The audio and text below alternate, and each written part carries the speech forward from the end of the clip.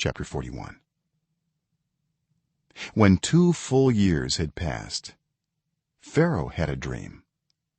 He was standing by the Nile when out of the river there came up 7 cows, sleek and fat, and they grazed among the reeds.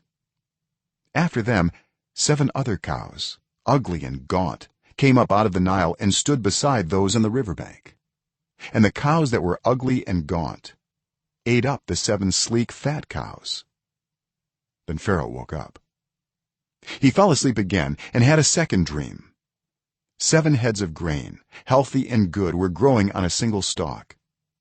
After them 7 other heads of grain sprouted, thin and scorched by the east wind. The thin heads of grain swallowed up the 7 healthy full heads. Then Pharaoh woke up. It had been a dream. In the morning his mind was troubled, so he sent for all the magicians and wise men of Egypt. Pharaoh told them his dreams, but no one could interpret them for him. Then the chief cupbearer said to Pharaoh, "Today I am reminded of my shortcomings. Pharaoh was once angry with his servants, and he imprisoned me and the chief baker in the house of the captain of the guard. Each of us had a dream the same night, and each dream had a meaning of its own. Now a young Hebrew was there with us, a servant of the captain of the guard. We told him our dreams, and he interpreted them for us, giving each man the interpretation of his dream. And things turned out exactly as he interpreted them to us. I was restored to my position, and the other man was impaled." So Pharaoh sent for Joseph, and he was quickly brought from the dungeon. When he had shaved and changed his clothes, he came before Pharaoh. Pharaoh said to Joseph, "I had a dream, and no one can interpret it. But I have heard it said of you that when you hear a dream, you can interpret it."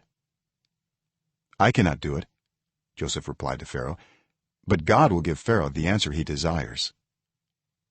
Then Pharaoh said to Joseph, "In my dream I was standing on the bank of the Nile, when out of the river there came up 7 cows, fat and sleek, and they grazed among the reeds. After them 7 other cows came up, scrawny and very ugly and lean. I had never seen such ugly cows in all the land of Egypt. The lean ugly cows ate up the 7 fat cows that came up first. But even after they ate them, no one could tell that they had done so. They looked just as ugly as before." Then I woke up. In my dream I saw 7 heads of grain, full and good, growing on a single stalk. After them 7 other heads sprouted, withered and thin and scorched by the east wind. The thin heads of grain swallowed up the 7 good heads. I told this to the magicians, but none of them could explain it to me. Then Joseph said to Pharaoh, "The dreams of Pharaoh are one and the same. God has revealed to Pharaoh what he is about to do. The 7 good cows are 7 years, and the 7 good heads of grain are 7 years. It is one and the same dream. The 7 lean ugly cows that came up afterward are 7 years, and so are the 7 worthless heads of grain scorched by the east wind. They are 7 years of famine. It is just as I said to Pharaoh. God has shown Pharaoh what he is about to do. 7 years of great abundance are coming throughout the land of Egypt, but 7 years of famine will follow them. Then all the abundance in Egypt will be forgotten, and the famine will ravage the land. The abundance in the land will not be remembered, because the famine that follows it will be so severe." The reason the dream was given to Pharaoh in 2 forms is that the matter has been firmly decided by God, and God will do it soon. And now let Pharaoh look for a discerning and wise man and put him in charge of the land of Egypt. Let Pharaoh appoint commissioners over the land to take 1/5 of the harvest of Egypt during the 7 years of abundance. They should collect all the food of these good years that are coming and store up the grain under the authority of Pharaoh, to be kept in the cities for food. This food should be held in reserve for the country, to be used during the 7 years of famine that will come upon Egypt, so that the country may not be ruined by the famine." The plan seemed good to Pharaoh and to all his officials. So Pharaoh asked them, "Can we find anyone like this man, one in whom is the Spirit of God?" then Pharaoh said to Joseph, since God has made all this known to you, there is no one so discerning and wise as you.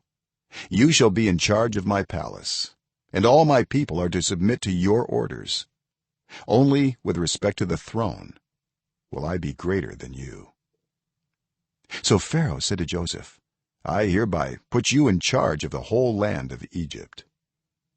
Then Pharaoh took his signet ring from his finger and put it on Joseph's finger. He dressed him in robes of fine linen and put a gold chain around his neck. He had him ride in a chariot as his second in command, and people shouted before him, "Make way." Thus he put him in charge of the whole land of Egypt. Then Pharaoh said to Joseph, "I am Pharaoh, but without your word no one will lift hand or foot in all Egypt." Pharaoh gave Joseph the name Zaphenath-Paneah, and gave him Asenath, daughter of Potiphera, priest of On, to be his wife. And Joseph went throughout the land of Egypt. Joseph was 30 years old when he entered the service of Pharaoh, king of Egypt. And Joseph went out from Pharaoh's presence and traveled throughout Egypt. During the 7 years of abundance the land produced plentifully. Joseph collected all the food produced in those 7 years of abundance in Egypt and stored it in the cities. In each city he put the food grown in the fields surrounding it. Joseph stored up huge quantities of grain, like the sand of the sea. It was so much that he stopped keeping records because it was beyond measure. Before the years of famine came, 2 sons were born to Joseph by Asenath, daughter of Potiphera, priest of On. Joseph named his firstborn Manasseh and said, "It is because God has made me forget all my trouble and all my father's household." The second son he named Ephraim and said, "It is because God has made me fruitful in the land of my suffering." The 7 years of abundance in Egypt came to an end, and the 7 years of famine began, just as Joseph had said. There was famine in all the other lands, but in the whole land of Egypt there was food. When all Egypt began to feel the famine, the people cried to Pharaoh for food. Then Pharaoh told all the Egyptians, "Go to Joseph and do what he tells you." When the famine had spread over the whole country, Joseph opened all the storehouses and sold grain to the Egyptians, for the famine was severe throughout Egypt. And all the world came to Egypt to buy grain from Joseph, because the famine was severe everywhere.